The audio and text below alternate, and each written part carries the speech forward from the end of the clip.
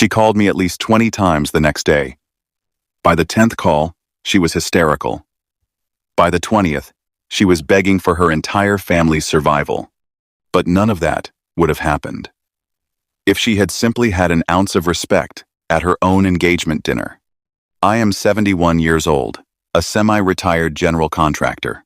I started my career 35 years ago in the dirt, wearing steel-toe boots and a tool belt.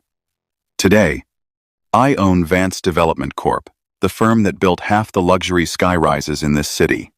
But to my wife, Martha, and my stepdaughter, Chloe, I am just the quiet old man who funds their luxury lives and wears paint-stained work clothes.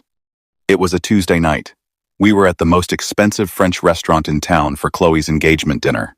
She was marrying into the Peterson family, old money, prestigious, and extremely arrogant. I arrived straight from one of my massive construction sites. I had washed my hands, but I was still wearing my simple denim work jacket. When I walked into the private dining room, the Petersons were already there. Chloe looked gorgeous. But when her eyes fell on me, her expression instantly changed from joy to pure, deep humiliation. She was embarrassed that her wealthy new family would see me like this. Chloe stood up and forced a brittle smile. She looked at her future mother-in-law, Brenda, and made the introduction. "Everyone," Chloe said, her voice dripping with artificial sweetness. "I'd like you to meet my mom's husband, Richard." Then, she looked at me with an expression of open disgust, chuckled nervously, and said the words that erased 15 years of me raising her as my own. "Don't mind his clothes," she said, looking back at Brenda. "He is just a poor handyman. He is only here because my mom made him come. He usually just fixes the sink and cuts the grass." The entire Peterson family looked at me. Some smirked. Some just ignored me. I didn't scream. I didn't defend myself. I simply looked at her, and I nodded. "Okay," I whispered. That was it. Just, okay. But as I sat down at the table, something shifted in Brenda's eyes. She squinted at me, looking closer. Her hand went to her mouth. "Chloe, you didn't just insult the man who paid for your entire wedding. You just insulted the man who owns the contract your new husband's family needs to stay afloat. And the entire Peterson family is about to learn exactly how powerful a poor handyman can be." The waiter poured the expensive champagne. Chloe, my stepdaughter, was practically glowing, trying desperately to impress her new wealthy in-laws. Her fiancé, David Peterson, sat next to his father, Thomas. Thomas was a senior partner at a mid-sized architectural firm, and he couldn't stop bragging. "We are on the verge of securing the biggest contract of the decade," Thomas announced loudly to the table, making sure everyone heard him over the clinking glasses. "The new downtown waterfront project. If we land the bid with Vance Development Corp, our firm goes global." Martha, my wife, gasped in awe. "Oh, Thomas, that sounds incredible. Vance Development. They own half the city, don't they?" "They do."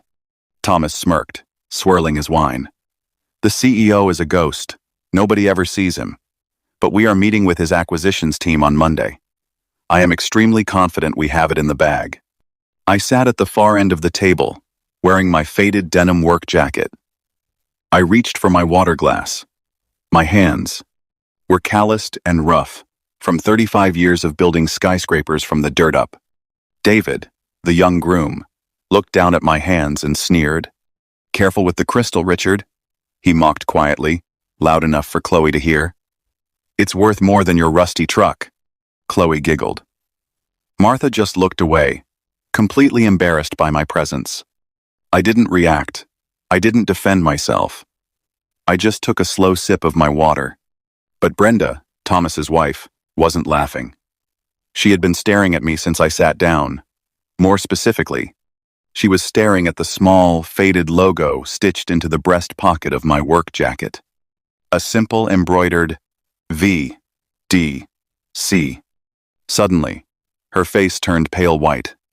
The blood completely drained from her cheeks. She looked at my calloused hands, then at my quiet face, and then at her husband, who was still boasting about his upcoming meeting.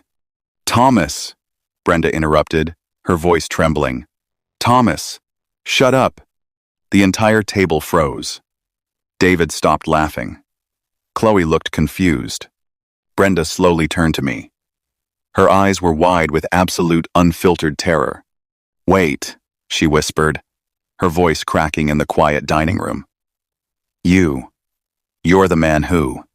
She swallowed hard, pointing a visibly shaking finger at the faded logo on my jacket. You are Richard Vance, the CEO of Vance Development Corp. The silence that followed wasn't just quiet. It was suffocating. Thomas dropped his fork. It clattered against the fine china. David's jaw hit the floor. And Chloe, my ungrateful stepdaughter, who had just called me a poor handyman, looked like she had seen a ghost. The entire table went dead silent. I slowly placed my water glass down, looked directly into Thomas's horrified eyes, and finally spoke. You were meeting with my acquisitions team on Monday, Thomas, I said quietly. But I think we just concluded our business.